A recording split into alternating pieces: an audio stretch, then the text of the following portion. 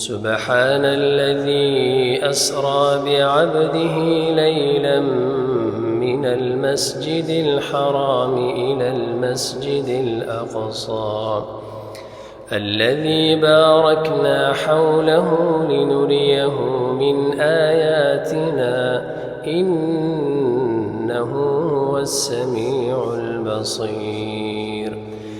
وآتينا موسى الكتاب وجعلناه هدى لبني إسرائيل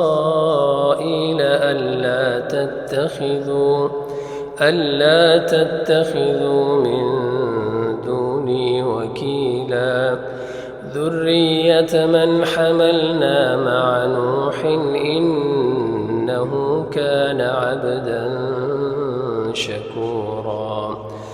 وقضينا إلى بني إسرائيل